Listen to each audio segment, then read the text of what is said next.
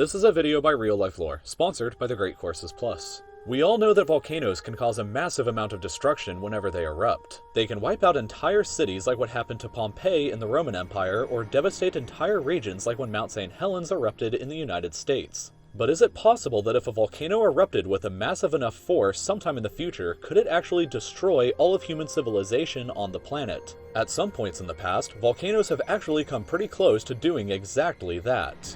First, we need to understand something called the Volcanic Explosivity Index, which is a scale used to measure the eruptions of volcanoes. The scale goes from 0 being a relatively tiny eruption that is happening all over the world continuously, all the way up to an 8, which would be a mega-colossal eruption with earth-shattering consequences, similar to an asteroid impact that only happens about every 50,000 years on average. For reference in regards to how powerful volcanoes can actually get, both the Mount Vesuvius eruption that annihilated ancient Pompeii and the Mount St. Helens eruption in 1980 would both be classified as only a level 5 eruption on this scale, which is incredible because the Mount St. Helens eruption released 24 megatons, or 1,600 times the scale of the atomic bomb dropped on Hiroshima, which means that things only get ridiculously more powerful from here. Perhaps the best known level 6 volcanic eruption was the Krakatoa Nightmare in 1883. The volcano was located on this island in Indonesia and exploded with the awe-inspiring force of 200 megatons. 13,000 times more powerful than the Hiroshima atomic bomb and 4 times more powerful than even the mighty Tsar Bomba, the largest nuclear weapon humanity has ever detonated.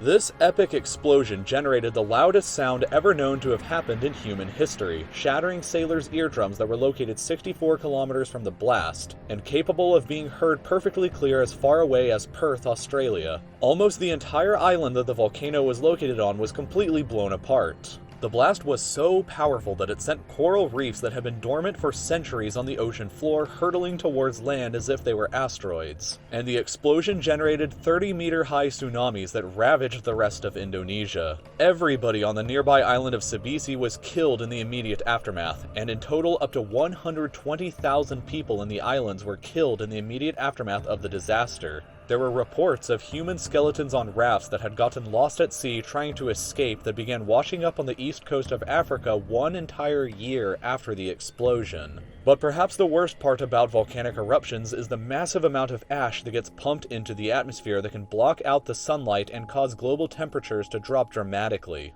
In the case of Krakatoa, global temperatures fell by 1.2 degrees Celsius the following year and did not recover for another 4 years. The ash in the atmosphere caused weird optical effects too that made the moon occasionally appear blue or even green. And even this famous painting is theorized by some to actually depict what an accurate sky above Norway looked like in the year following the eruption. Another deadly level 6 eruption happened exactly 100 years previously than this in Iceland, in which more sulfur dioxide was pumped into the Earth's atmosphere in just a few months than the entire industrial output of all of modern-day Europe combined for 3 years. This created a toxic gas cloud that killed 50% of all animal life on Iceland, which caused a famine that killed 25% of the human population on the island. The toxic cloud then moved across the sea over to the rest of Europe, where 23,000 more people died in Britain alone from the poison gas. But let's get a little more crazy and move up to what a level 7 on the scale would look like. One of these such eruptions created the largest explosion ever witnessed in recorded history back only 2 centuries ago in 1815. Also taking place on an island in Indonesia, this explosion shot 400 million tons of ash into our atmosphere that plunged the entire planet into a year-long winter. All life on the island where the eruption took place was annihilated. A circle 600 kilometers wide from the blast was shrouded in darkness for days, and the year of 1816 became known as the year without a summer due to the fact that it snowed in New York and Maine in the middle of June, and Quebec City got a full 30 centimeters of snow during the same month. This was certainly a very devastating eruption that may have immediately killed up to 100,000 people, but it may have also caused famines worldwide due to the cold temperatures that killed crops across the world. But 75,000 years ago, an enormous volcano may have caused humanity to come the closest that it's ever been to ultimate extinction. The Toba supervolcano, also located in Indonesia, exploded with a level 8 on our scale in these prehistoric times. It was 3,000 times more powerful than what happened at Mount St. Helens and ejected 100 times more ash than even the Tambora explosion did in 1815.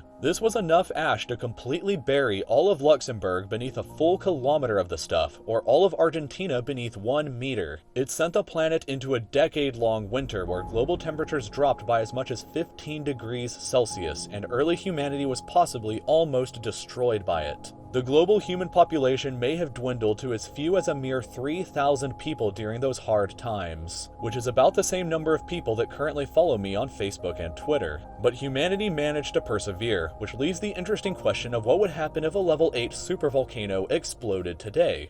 The most likely and devastating culprit would be the Yellowstone supervolcano in the United States. The entire Yellowstone National Park is hiding a volcano of gargantuan proportions right beneath her visitors' feet. It has experienced 3 level 8 eruptions in the past 2.1 million years, with the most recent one happening 640,000 years ago. There is enough magma in the volcano system underneath the surface today to fill the entire Grand Canyon 11 times over, or bury the entire Netherlands with 1 full kilometer of molten rock.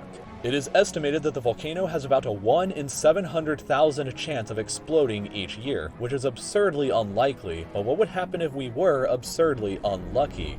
Well, here is a map of what the damage would look like.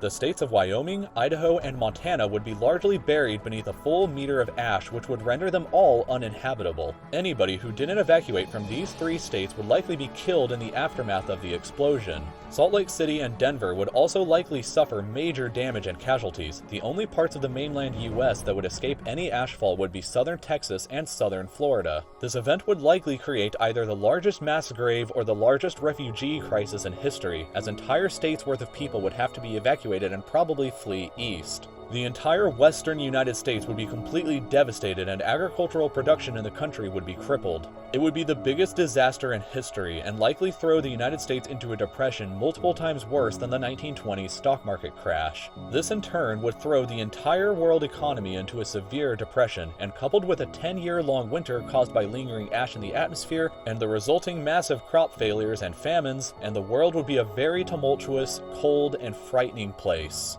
Human civilization may be changed forever by that eruption, and who knows what catastrophic change it may bring about, but it likely wouldn't completely end us as a species. Life would go on in some way or another, as it always has.